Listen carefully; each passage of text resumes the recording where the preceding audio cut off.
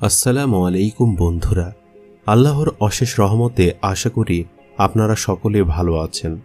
আর আপনারা দেখছেন MD voice TV. একদিন মহান আল্লাহ তাআলা ফেরেশতাদের মজলিসে ঘোষণা দিলেন, আমি পৃথিবীতে আমার খলিফা বা প্রতিনিধি তৈরি করতে যাচ্ছি। এ বিষয়ে তোমাদের মতামত কি? তখন ফেরেশতারা বলল, আপনি আবার কেন আর এক জাতীয় প্রাণী সৃষ্টি করতে চান যারা পৃথিবীতে গিয়ে ঝগড়া ফ্যাসাদ ও খুন খারাপিতে লিপ্ত হবে? তার চেয়ে আমরাই তো আপনার গুণকীর্তন ও পবিত্রতা বর্ণনায় দিনরাত ব্যস্ত থাকি। এটি কি উত্তম নয়? আল্লাহ তাআলা তদুত্তরে বললেন, আমি যা জানি তোমরা তা জানো না। এরপরে আল্লাহ তাআলা হযরত জিবরাইল আলাইহিস সালামকে পৃথিবী থেকে এক মুষ্টি মাটি আনার জন্য হুকুম দিলেন। আল্লাহর হুকুম মোতাবেক হযরত জিবরাইল আলাইহিস সালাম পৃথিবীতে এসে যখন মাটি তুললেন, তখন মাটি চিৎকার দিয়ে জিজ্ঞেস করল, হে জিবরাইল আলাইহিস সালাম, তুমি আমাকে কোথায় নিয়ে যাচ্ছ? তখন জিবরাইল আলাইহিস সালাম বললেন, তোমাকে আল্লাহ তাআলার আদেশে বেহেশতে নিয়ে যাচ্ছি। সেখানে তোমার দ্বারা আল্লাহ তাআলা এক নতুন মাখলুক সৃষ্টি করবেন।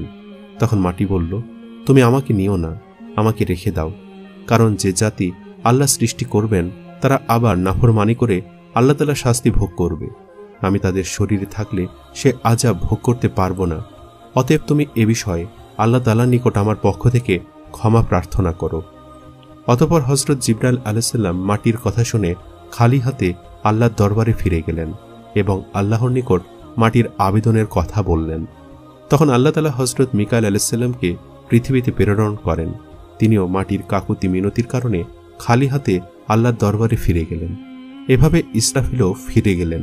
সর্বশেষ হযরত আজরাইল আলাইহিস সালামকে পৃথিবীতে প্রেরণ করা হয় এক মুঠো মাটি আনার জন্য। তখন মাটি বলল, তুমি আমাকে নিও না, আমাকে রেখে দাও। কারণ যে জাতি আল্লাহ সৃষ্টি করবেন তারা আল্লাহর নাফরমানি করে আল্লাহ তাআলার শাস্তি ভোগ করবে। আমি তাদের শরীরে থাকলে সে আযাব আমাকেও ভোগ করতে হবে। অতএব তুমি এ বিষয়ে আল্লাহ তাআলার নিকট আমার পক্ষ থেকে ক্ষমা প্রার্থনা করো। তখন আজরাইল আলাইহিস সালাম মাটির কথা শুনে বললেন, আমি তোমার কথায় ফেরত যাব না, আল্লাহর আদেশ অবশ্যই পালন করব। তাই তিনি মাটি নিয়ে আল্লাহর দরবারে হাজির হলেন। তখন আল্লাহ তাআলা বললেন, হ্যাঁ, তোমার জন্য এতটুকু শক্তি প্রাণ বাঞ্ছনীয়, না হলে তুমি পৃথিবীর সকল প্রাণীর জান কবজ করতে সক্ষম হতে না। যাও, আজ থেকে বনি আদম আলাইহিস সালামের জান কবজের ক্ষমতা তোমাকে অর্পণ করলাম। এরপর মাটিটুকু মক্কার নিকটবর্তী এক পাহাড়ের উপর রেখে দিলেন। সেখানে মাটি বৃষ্টিতে ভিজল এবং রোদে শুকালো। এভাবে কয়েক বছর অতিবাহিত হবার পর মাটি হযরত আদম আলাইহিস সালামের চেহারা রূপ নিল। তখন আল্লাহ তাআলা আদম আলাইহিস সালামের শরীরটাকে বেহেশতে নিয়ে গেলেন এবং সেখানে দীর্ঘদিন রূহবিহীন অবস্থায় পড়ে থাকে। এর মধ্যে ফেরেশতারা এসে মূর্তিরূপী আদম আলাইহিস সালামকে দেখে যেত। একদিন শয়তান এসে আদম আলাইহিস সালামের শরীরটা ভালো করে দেখল এবং বিদ্রূপের হাসি হাসল। পরে তার নাক দিয়ে প্রবেশ করে পেটের মধ্যে দিয়ে সব নারী নক্ষত্র তদারক করে আসলো। পরক্ষণে ঘৃণা ভরে থুতু নিক্ষেপ করল। আল্লাহ তাআলা অত্যন্ত শখ করে এ প্রাণী সৃষ্টি করেছেন এবং এর মর্যাদা সকলের ওপরে দান করার কথা ঘোষণা করেছেন। তাতে শয়তান খুব ঈর্ষান্বিত এবং মনে মনে আদম আলাইহিস সালামের প্রতি যথেষ্ট হিংসা পোষণ করতে থাকে। এমনকি ফেরেশতাদের নিকট কথা প্রসঙ্গে বলেছে যে আল্লাহ তাআলা তার সময়ে সৃষ্টি বনি আদম আলাইহিস সালামকে পৃথিবীতে প্রেরণ করার পরে উপযুক্ত প্রতিদান পাবেন। এদের অধিকাংশ মানুষ তার সঙ্গে বেঈমানি করবে এবং তার প্রতি বিদ্রোহ ঘোষণা করবে। তখন আল্লাহ তাআলা বুঝবেন তিনি কি ভুল করেছেন। ফেরেশতারা আজাজিলের মন্তব্য, বিশেষ করে আল্লাহ তাআলার প্রতি তার অশ্রদ্ধার কথা শুনে বলে উঠল, আস্তাগফিরুল্লাহ। একসময় আল্লাহ তাআলা ফেরেশতাগণের মধ্যে সর্বশেষ মর্যাদাবান ফেরেশতা হযরত জিবরাইল আলাইহিস সালাম, হযরত মিকাইল আলাইহিস সালাম, হযরত ইসরাফিল আলাইহিস সালাম ও হযরত আজরাইল আলাইহিস সালামকে হুকুম দিলেন, তোমরা আরশে আজিম থেকে আদম আলাইহিস সালামের রূহ এনে তার দেহের মধ্যে পুরে দাও। অতঃপর ফেরেশতাগণ আল্লাহ তাআলার আদেশক্রমে নূরে মুহাম্মাদি পরিপূর্ণ আদম আলাইহিস সালামের রূহ মূল্যবান হীরা জহরতের পাত্রে করে দেহের নিকটে নিয়ে আসেন। আসমান জমিনের সব ফেরেশতা এসে আনন্দে মাতোয়ারা হয়ে গেল।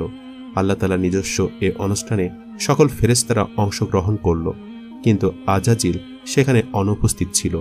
এ অনুপস্থিতি দ্বারা তার মনোভাবের অনেকটা প্রকাশ ঘটে। ফেরেশতারা বিষয়টি নিয়ে আলোচনা করছিল। আল্লাহ তাআলা তাদেরকে বললেন, তাকে তার ভাগ্য নিজ হাতে গড়ে নিতে দাও, আর তোমরা তোমাদের কর্তব্য সম্পাদন করে যাও। অতঃপর রূহকে আদম আলাইহিস সালামের শরীরে প্রবিষ্ট হতে বলা হয়।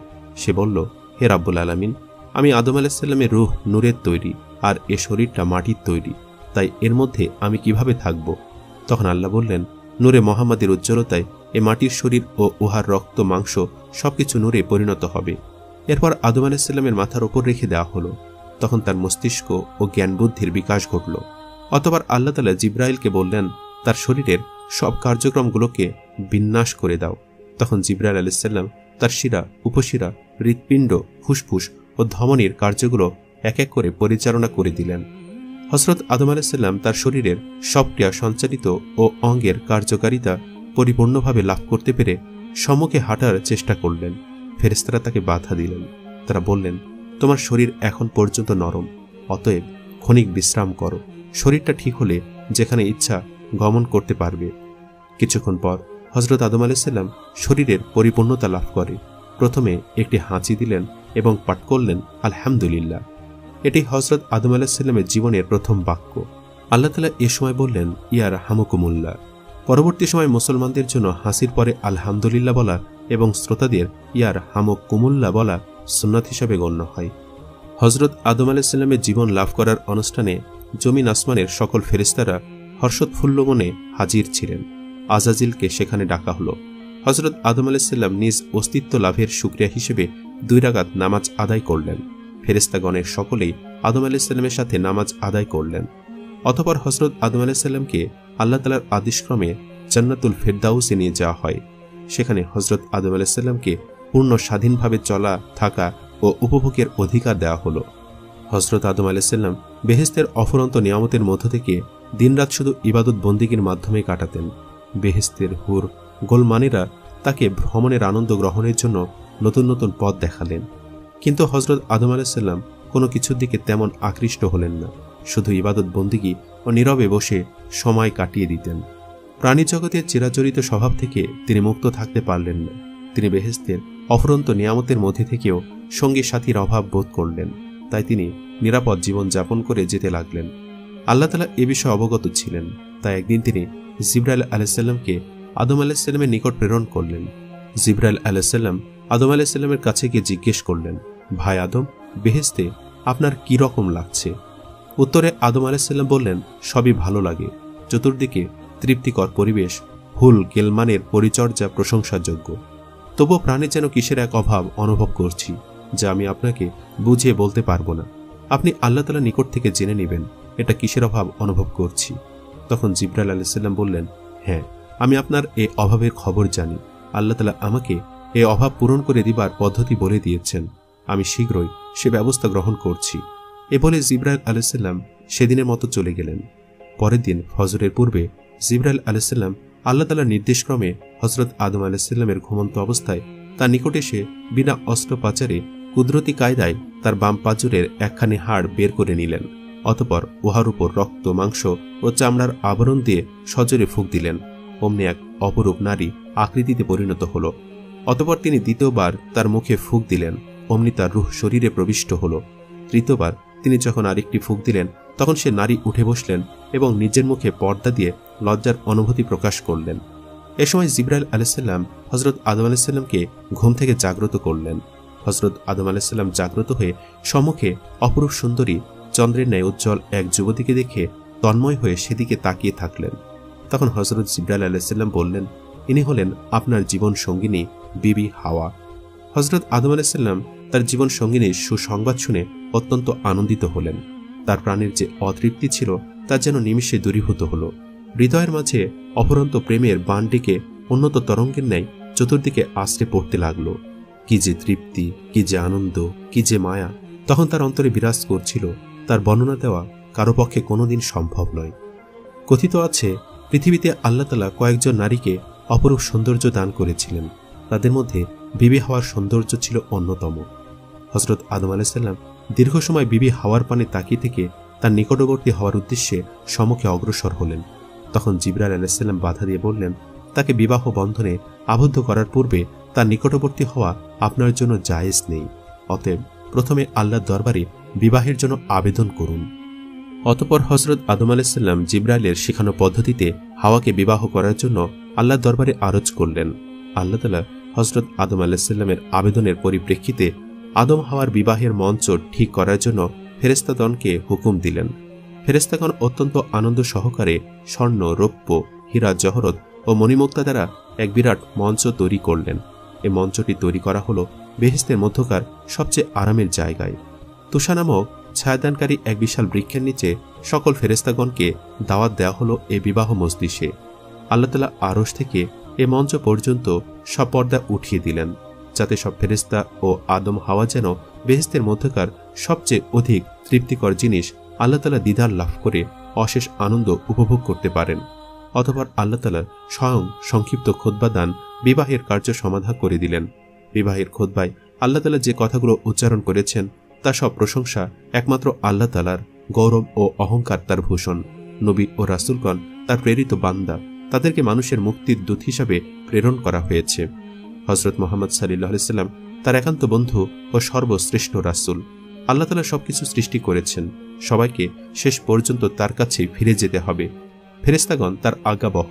যে ফেরেশতাগণকে সাক্ষী রেখে আদম ও হাওয়ার বিবাহ বন্ধন সম্পন্ন করেন, তিনি এদের দ্বারা সৃষ্টির আরেক অধ্যায়ের সূচনা করলেন।